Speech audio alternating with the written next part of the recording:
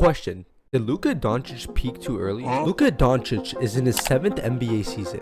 In their 7th season, Giannis was already a 2-time MVP. SGA just won his first MVP, and LeBron was already the GOAT.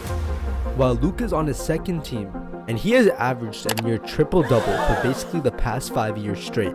And this year, he has taken the Los Angeles Lakers, a team that not long ago couldn't even make the playoffs, and dragged them to the 3rd seed in the Western Conference with a 43-25 record. And somehow, he is not even in the conversation for MVP. Let that sink in. Let that sink in. This guy's putting up scoring numbers that rival Prime Jordan and still has nothing to show for it going into his 7th season. But why? Is it because he was so good at such a young age that the world just got used to him? Or is it because he's playing with the greatest bundle of talent the NBA has ever seen?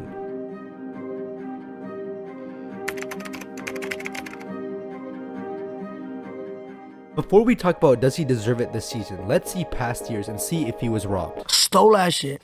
I'm gonna start in the 2020 season where Luka Doncic averaged 28 points, 8 assists, and 9 rebounds a game, leading the Dallas Mavericks to the 7th seed in the West. He came 4th in MVP. However, the actual winner, Giannis, averaged 29, 5, and 13 a game while leading the Bucks to the 1st seed in the East. Giannis definitely deserved the MVP over Luka Doncic, as well as he led the whole NBA in all advanced analytics as well. So yeah, but it's crazy how Luka Doncic was only 20 years old in the season. The same could be said for the next few seasons, as the players ahead of him did deserve the award, maybe not in 2024, where Luka came in 3rd place after Jokic and SGA while averaging the highest points per game in that season. It's the closest he's ever been to winning it, but if you look at this, he really didn't have a chance.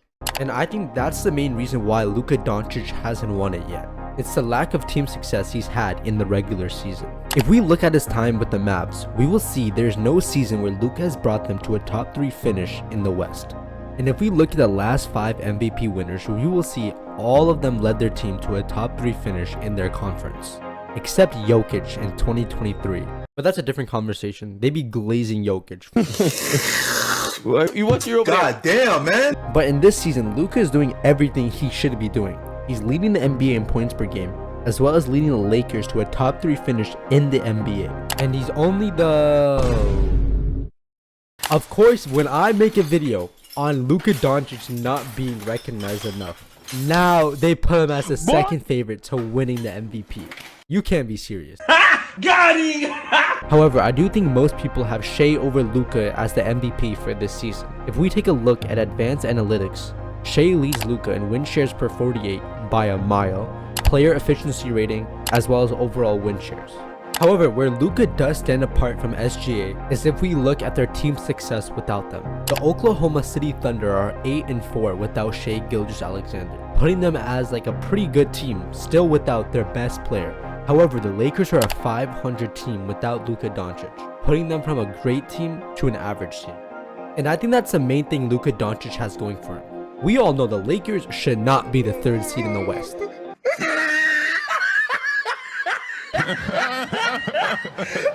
at the top of his head.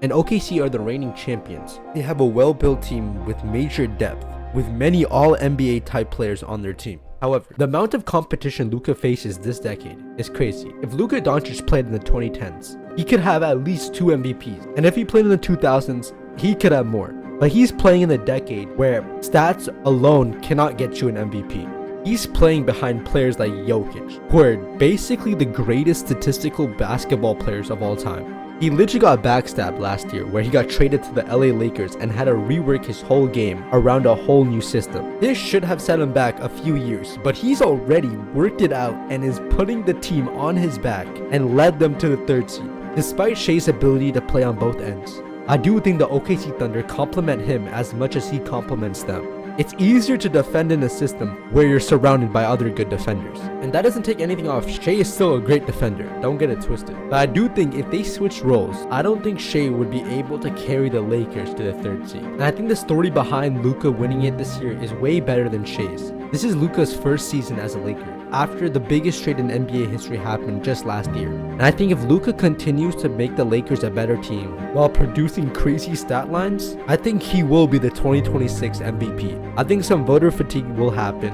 as well as the OKC not beating the 73-9 record. But still, if this MVP goes to anyone besides Shea or Luka, and somehow goes to Jokic, What's your God damn, man. Nigga, did you not hear you? Fuck Brown. please leave a like and subscribe if you guys did enjoy it. But yeah, Luka should be the MVP, hopefully.